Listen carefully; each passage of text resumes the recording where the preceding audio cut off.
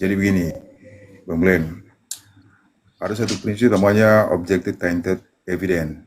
Jadi alat bukti itu nggak boleh sebenarnya diperoleh secara melawan hukum, karena ada syarat-syarat ketika syarat-syarat memang diatur untuk kemudian alat itu diterima lalu kemudian diperiksa dan diadili gitu loh sebenarnya. Jadi kalau misalkan eh, ada satu alat bukti, ini kan saksi kan berarti kan alat bukti ya, keterangan saksi. Iya, Kalau betul. saksi itu sebenarnya dia tidak memenuhi standar yang tadi kita bilang itu, yang tadi apa namanya objective tainted apa tainted evidence itu, berarti dia dikategorisasikan sebagai apa? Unlawful legal evidence.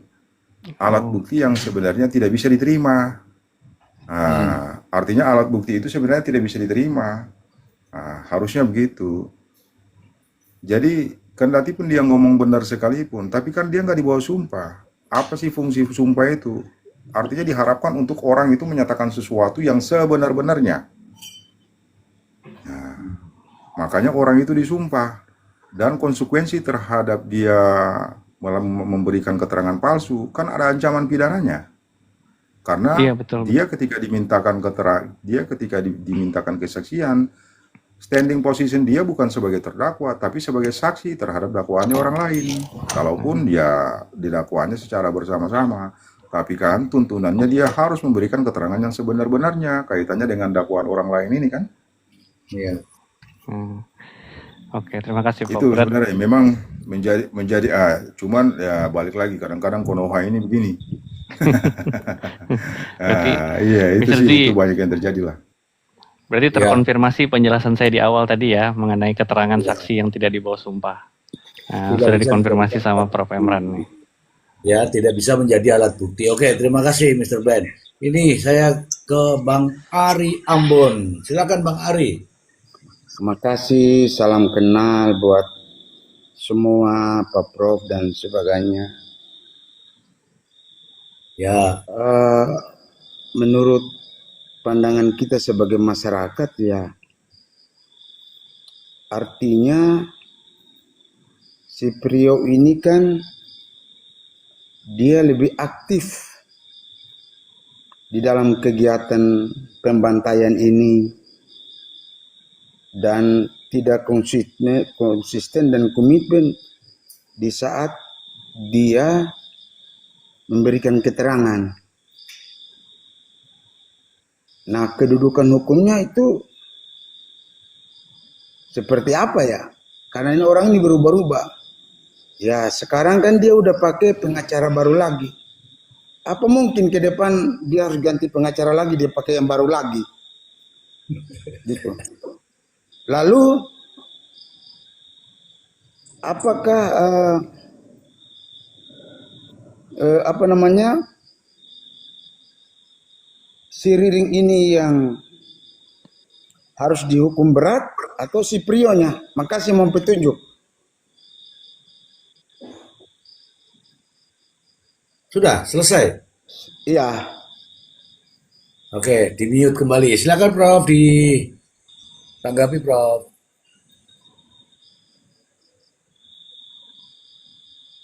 Iya Mr. Z. Bang Ari Ambon mana Bang Ari?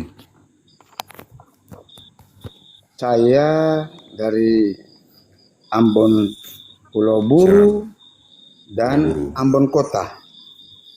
Oke baik, dangke. Jadi Siap. begini, apa namanya? Di mute Bang Ari. Jadi jadi kalau kita merefer pada pasal apa namanya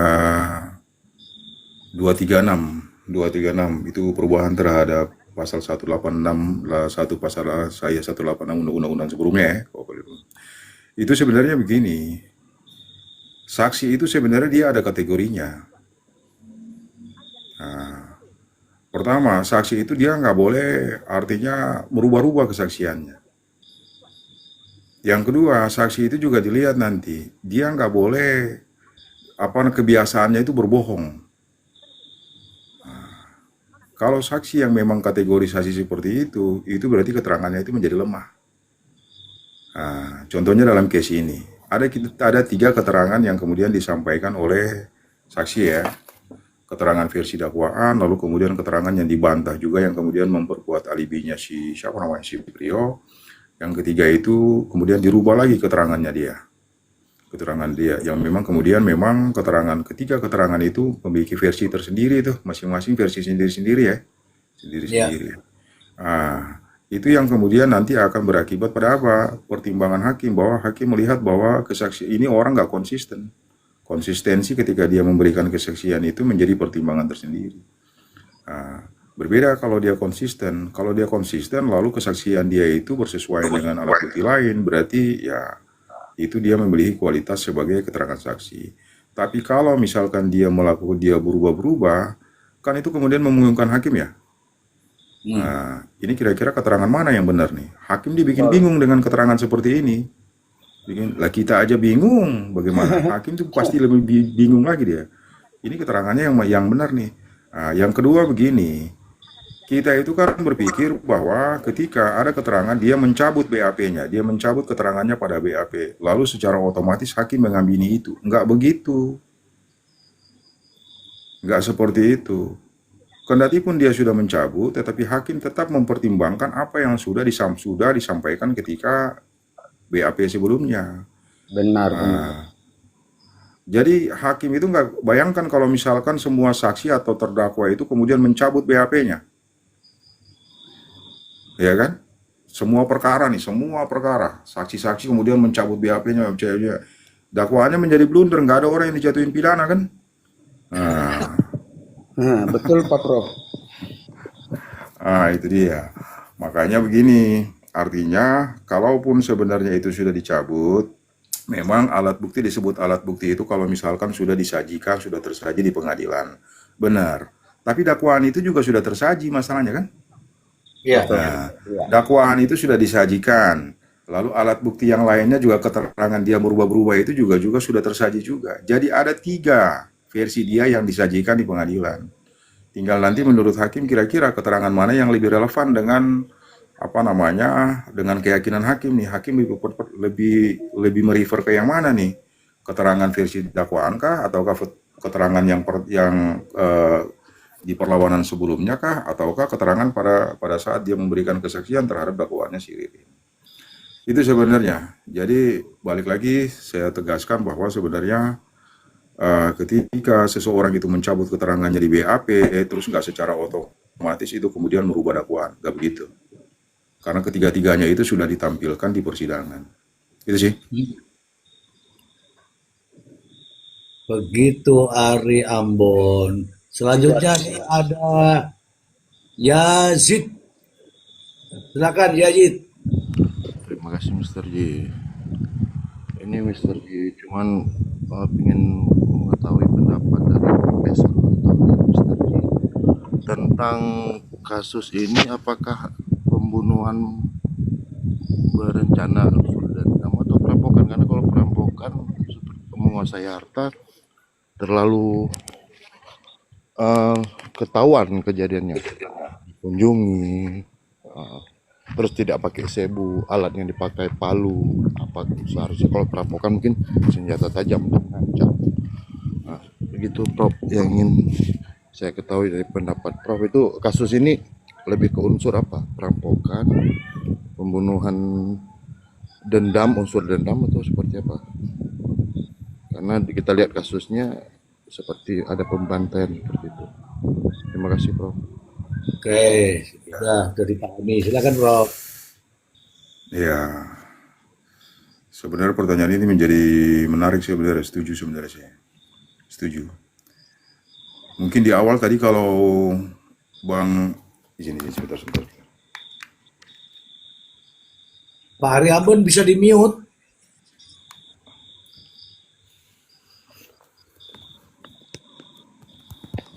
Oke, jadi mungkin begini. Kalau Abang tadi mungkin ada sedikit penjelasan di awal ya. Penjelasan di awal itu sebenarnya kalau dia perampokan ataukah dia pembunuhan. Berarti kita akan melihat, kita akan merefer pada sebenarnya niat mereka sejak awal. Nah, kalau niat mereka sejak awal untuk merencanakan niat jahat mereka ini untuk membunuh, berarti memang itu delik-delik pembunuhan. Tapi kalau misalkan niatnya ini sejak awal untuk merampok, berarti itu adalah perampokan. Jadi kalau pasal pasal itu Mr. Ji, kalau pasal 458 itu sebenarnya ayatnya ayat berapa tuh Mr. Ji? Bentar, Bro. Saya baca, Bro. Ayat 2 atau ayat 1? 4, 5, 8. Enggak, dalam dakwaannya, kalau dakwaannya. Oh, bentar.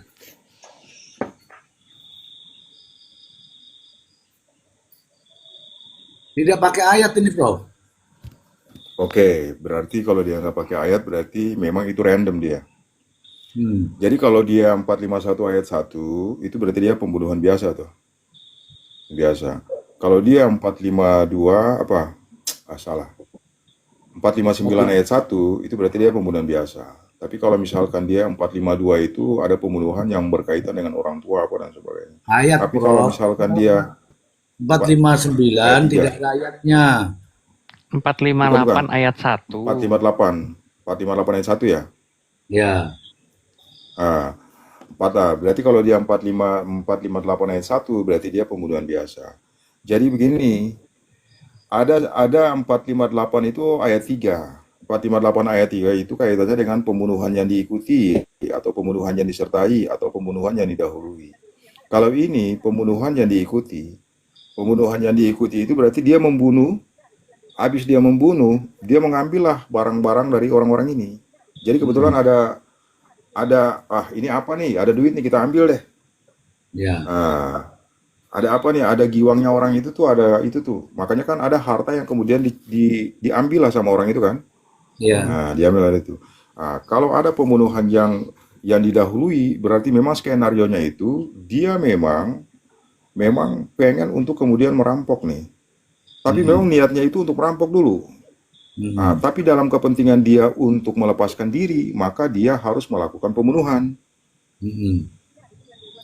Katakanlah nih, saya nih pengen ngerampok nih, saya udah berhasil masuk ke dalam. Ketika saya ngambil sesuatu, di luar ada satpam Mr. Z. Ya. Nah, ada satpam. Saya sikatlah satpam itu. Tujuannya itu untuk apa? Untuk meloloskan diri. Tapi kalau dalam perkara ini, kalau kita rujukannya dakwaan, ataupun kalau kita rujukannya kaitannya dengan keterangannya si Prio, berarti skenario awalnya itu untuk membunuh. Membunuh dan kemudian artinya mengambil harta orang-orang itu. Karena kan nilainya nggak seberapa. Jadi menstrianya itu memang ditujukan untuk membunuh. Itu sih. Oke, Yazid. Jadi membunuh ya, Yazid, bukan perampokan ya, Yazid. Jadi dihilangkan dulu perampokan karena tujuan di awal tuh memang mengacu pada dakwaan. Tujuannya adalah menghabisi atau merampas nyawa, begitu. Kok dituntut hukuman mati, lu Darto Bintang, maksudnya Bintang. Pertanyaanmu apa, Tang? Kalau ancaman hukuman pembunuhan berencana, ancamannya hukuman mati, Tang. Oke, silakan, Mr. Blind. Siap, Oh, Mr. Z. Oke. Lanjut. Oke, teman-teman, ada nih Jelita, Badin, Rojak. Kalau masih ada, silakan. Sebelum sesi pertanyaan ditutup.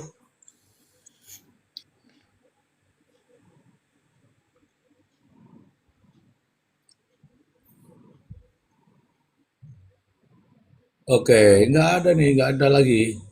Sudah habis pertanyaannya, habis bahan ya. Oke, lanjut. Oh, habis kok lanjut. Piye itu maksudnya ini? Tapi memang Mr. G, saya juga kemarin dengerin podcastnya tadi saya dengerin juga podcastnya siapa? KDM ya. Artinya ini di luar dakwaan nih. Artinya sangat mungkin apa yang memang tersaji di luar itu juga benar. Sangat mungkin ya, kalaupun sebenarnya kita nggak bicarakan kaitannya dengan case inilah, cuman kita bicara artinya dakwaan, kita bicara sesuatu di luar ya, luar. Artinya itu kalau misalkan pakai pendekatan apa namanya ilmu kriminalistik itu berarti benar scientific profiling itu menjadi penting juga sebenarnya kan untuk melakukan tracking ya, tracking. Tapi apapun itu, kalau kembali pada dakwaan ini berarti memang dua orang ini memang jahatnya sama-sama. Betul, Hmm. betul. Jahatnya sama-sama. Nggak penting lah siapa yang memang otak pelakunya itu nggak penting. Emang sama-sama jahat. Oke, Prof. Bayangkan. Prof. Izin, Prof. Tadi dalam keterangannya itu, Priyo mengatakan bahwa dirinya bukanlah ini keterangan Priyo ya, Prof, bahwa dia bukanlah pembunuhnya, tapi dia hanya melihat, kemudian melihat semuanya, dia sampaikan, melihat semuanya. Setelah melihat semuanya, dia membantu untuk membersihkan, membantu untuk menguburkan. Di awal justru membantu membantu menyediakan palu. Itu semua disampaikan dalam kesaksiannya, Prof. Nah, kalaulah kalaulah eksekutornya adalah Ririn dan dia ada di situ berperan seperti itu yang saya sampaikan. Bagaimana pendapat Prof. Emran dengan apa namanya yang tadi diceritakan terkait dengan omisi? Silakan, Prof. Iya, Mister Ji. Jadi sebenarnya begini. Apa namanya? Ada perbedaan kaitannya dengan pasal 20 penyertaan itu dan ada pasal pembantuan. Di pasal 21 pembantuan. Kalau dia pembantuan, berarti kan sebenarnya dia tidak ada pada sesi rencana, pada segmen rencana itu sama sekali dia nggak tahu tuh, dia nggak ada tuh. Dan Hmm. ketika terjadi pembunuhan itu pun sebenarnya dia nggak ada, Hmm. dia nggak ada. Dia ada pasca orang-orang itu sudah mati, lalu Baru dia. kemudian dia membantu, Hmm. dia baru datanglah dia tuh, dan kemudian dia membantu. Tujuan membantunya itu untuk apa? Untuk menghilangkan jejak dari pembunuhan ini. Jadi sebenarnya kaitannya dengan pembunuhan itu fakta pada saat melakukan pembunuhan itu dan sebelum melakukan rencana melakukan pembunuhan itu orang itu nggak ada. Barulah kemudian dapat diterapkan untuk apa pasal 21 kaitannya dengan pembantuan. Tapi kalau kita lihat versi dakwaan maupun versi keterangan mereka, memang sudah ada skenario sejak awal, Mister Z.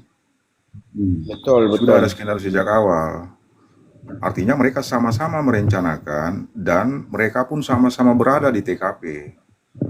Bahwa terjadi pembagian peran apa dan apa, siapa yang memukul lebih banyak itu nggak menjadi penting karena memang niatnya sudah ada sejak awal. Hmm. Nah, artinya nih contoh sudah ada persiapan untuk mengambil palu dan sebagainya tuh, dan mereka juga secara bersama-sama mendatangi rumahnya kediaman para korban ini. Hmm. Apalagi itu kejadiannya tepat di mata si siapa namanya, di Prio. mata si Prio. Padahal kan begini, kalau kita merefer pada pasal 23, dia itu sebenarnya pasal 23 KUHP, berarti dia itu sebenarnya punya kewajiban untuk melapor ketika ada perencanaan melakukan tindak pidana. Ada kewajiban hukum dia. Apalagi ada tadi kan versi kalau diterangkan sama Kak Jelita itu kan sebenarnya ada jeda waktu yang cukup itu untuk kemudian dia bisa cabut ya. Ya. Bisa cabut. Coba kalau kita lihat pada case-nya Sambo sebelumnya, perannya si Ricky Rizal. Ricky Rizal itu kan sebenarnya under pressure. Kalaupun sebenarnya ada orang bilang bahwa antara Ricky Rizal dengan Sambo itu ada relasi kuasanya, tapi saya nggak setuju dengan relasi kuasa itu. Artinya relasi kuasa itu harus ditempatkan pada sesuatu yang gini, dia itu diperintahkan untuk melakukan tugas sebagaimana memang dibungkus dalam bentuk undang-undang begitu loh. Contoh antara penyidik dengan bawahannya, ya. Ketika penyidik itu memerintahkan untuk melakukan penangkapan, berarti tanggung jawab itu ada pada penyidik nih. Tapi orang-orang itu melakukan sesuatu yang memang diperintahkan oleh undang-undang. itu namanya relasi kuasa tuh. Tapi relasi kuasa itu nggak bisa disandarkan pada sesuatu yang bersifat jahat. Perbuatan melawan hukum itu nggak ada relasi kuasanya. Itu hukum tidak membenarkan itu. Oh, Makanya ketika kasusnya Ricky Rizal yang memang didakwa secara bersama-sama dengan Sambo, Ricky Rizal itu kan sebenarnya dia masih punya ruang juga untuk kemudian melarikan diri kan. ya. Tapi secara psikologi dia tunduk pada si siapa namanya, si Sambo. Relasi Maka kemudian dia diminta untuk melakukan pembunuhan. Dia sampaikan bahwa saya nggak bisa, mental saya nggak cukup. Cuman karena dia nggak bisa, mental dia nggak cukup, maka berlakulah tadi saya bilang itu, pertanggungjawaban pidana itu tidak hanya didasarkan pada apa perbuatan, tapi juga pada apa delik pasif tadi. Dia tidak melakukan sesuatu yang seharusnya dilakukan sama dia. Oh, Nah, ya. itu makanya tadi pertanyaan Mr. G, saya kembalikan lagi kepada pasal-pasal itu. Ya. Memang skenarionya kalau pengen diterapkan pasal 21 kaitannya dengan pembantuan, saya kira itu nggak mungkin. Itu sih Mr. G. Ya, wah, yang benar. Izin bertanya, Prof. Mr. Ji, izin. Ya, boleh, silakan. Ini Prof melihat dari fenomena kasus ini. Yang pertama, apakah perlu nih legalitas detektif operasional yang profesional lah, seperti James Bond begitu 007. Kalau di luar kan mungkin ada ya yang detektif yang dilegalkan begitu, penyidikannya dilegalkan gitu, tetapi dari swasta begitu. Melihat KDM kan secara tidak langsung nih tidak percaya akan hukum juga kan, sehingga dia melakukan penyelidikan lah dari kasus ini. Kemudian juga sama-sama Prof Tommy juga Pak Tommy juga dia melihat ketidakpercayaan juga nih. Ditakutkan adanya skenario dalam penyidikan ini begitu. Kan seperti itu, Prof. Bisa tidak seperti adanya detektif swasta begitu yang melakukan penyelidikan tetapi dilegalkan oleh negara begitu. Oh ya. Ya. Jadi kalau di luar itu ada namanya hard case, ada easy case, ada kasus-kasus yang memang terkualifikasi lah. Ada perkara ringan, ada yang sedang, ada yang namanya hard case. Hard case itu dia bisa bertahun-tahun tuh baru kemudian dibongkar.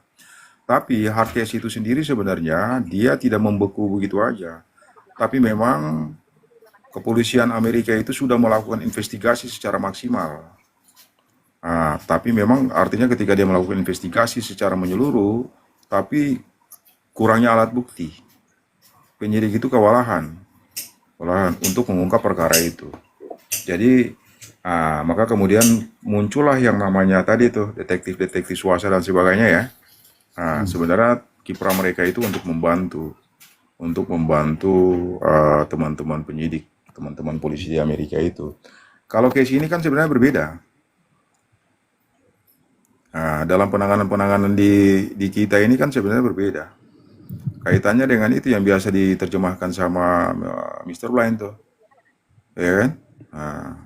Bukti-bukti yang harusnya dihadirkan lalu kemudian bisa untuk membuat terang perkara kan kemudian itu nggak ditampilkan, semacam digital forensik dan sebagainya. Padahal kalau misalkan dia coba mengakses digital forensik itu kan kita nggak perlu berdebat di sini nih, nggak ada lagi Mr. G malam ini diskusi panjang karena formasi dari pembicaraan mereka itu kan bisa di tracking. Apa yang mereka bicarakan lewat telepon itu, kapan mereka bicarakan, di mana mereka saat itu kan bukti primer, itu bukti utama untuk mengungkap perkara. Tapi karena memang percakapan mereka nggak ditemukan, konsekuensinya kita berakhir di Mr. Z. Ya. Gitu dia sih. Prof, nambah Prof. Boleh, silakan.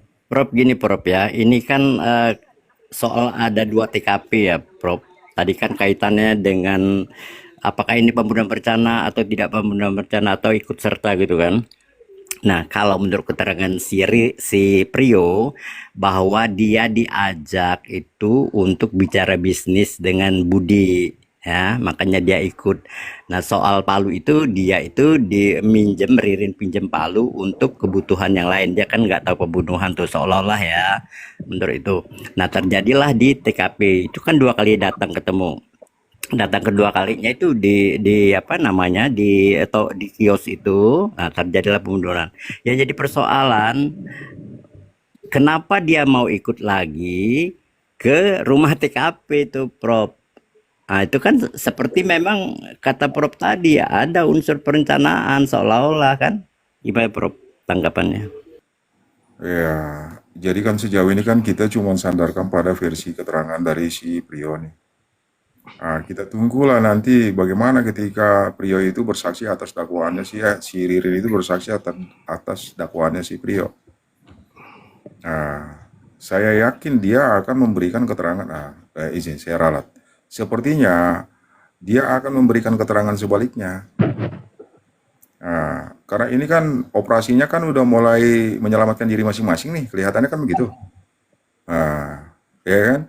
Ya, Ririn dia nggak bakalan mau kalau dia sendiri. Dia nggak bakalan mau kalau dia sendiri. Nah, maka sangat mungkin artinya dia akan menyampaikan bahwa apa yang memang mereka apa namanya dia akan menyampaikan versi yang menunjukkan keterlibatan aktif dari si Prio. Rio. Itu. Karena kan sejauh ini kan kita cuma dengar versinya si itu ya, versinya si Ririn itu ya, itu yang menjadi apa namanya diskusi publik ya. Tapi kita tunggu ketika si Ririn kaitannya dengan dakwaannya si Prio ini bagaimana. Saya yakin akan sebaliknya, dia akan menarik si Rio masuk ke dalam case ini. Kalau misalkan apa namanya, tapi begini loh, sebenarnya yang menjadi ruwet ini karena ada perubahan keterangan dari si Prio ini. Saya sih nggak bermaksud menyalahkan siapa dan siapa. Kalau misalkan ini ya, cuman dia bikin dua pernyataan yang kemudian berbanding terbalik dengan dakwaan. Ini kan menjadi rumit kan? Ya, betul. Itu menjadi rumit. Coba kalau misalkan dia bikin pernyataan pertama, pernyataan dia itu kemudian ditarik tuh. Lalu dia bilang, oke, saya membenarkan semua saya benarkan semua dakwaan itu. Berarti kan selesai. Ya kan? Selesai. Tapi karena memang dia hanya membenarkan sebagian dakwaan, lalu dia menyatakan sebagian dakwaan itu nggak benar, ini yang bikin rumit.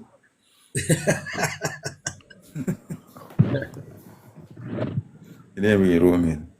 iya. Oke, begitu Mr. T. Saya izin duluan ya Mr. T ya. Ya, Langsung sama. Saya izin juga. Iya, iya. Langsung closing statement, Prof. Oke, saya sama lah seperti yang lainnya lah, nggak berpihak ke kanan dan ke kiri. Kita hanya membaca hal-hal yang terungkap di persidangan. Bahwa kalau pada akhirnya terbukti bahwa kedua pelaku ini benar-benar telah melakukan tindak pidana sebagaimana yang didakwakan, maka putusan pengadilan itu harus benar-benar mempertimbangkan kepentingan si korban maupun ahli warisnya. Artinya ahli waris ini harus diberikan putusan yang seadil-adilnya. Dan putusan yang seadil-adilnya itu, kalau menurut saya, ya harus diputus seberat-beratnya. Karena 5 nyawa ini bukan sesuatu yang gampang. Dan saya berharap para terdakwa ini memberikan keterangan yang sebenar-benarnya. Ketika mereka memberikan keterangan yang sebenar-benarnya, mudah-mudahan ada pertimbangan-pertimbangan tertentu. Seperti itu sih Mr. kira-kira. Baik, Prof. Terima kasih, Prof. Terima kasih juga Terima teman-teman kasih, semua. Prof. Terima kasih semuanya. Terima kasih semuanya, terima kasih. Saya izin duluan ya. Izin ya. Ari Ambon, kawan-kawan semua yang ada di bawah, terima kasih banyak. Kita ketemu di lain kesempatan. Bye-bye.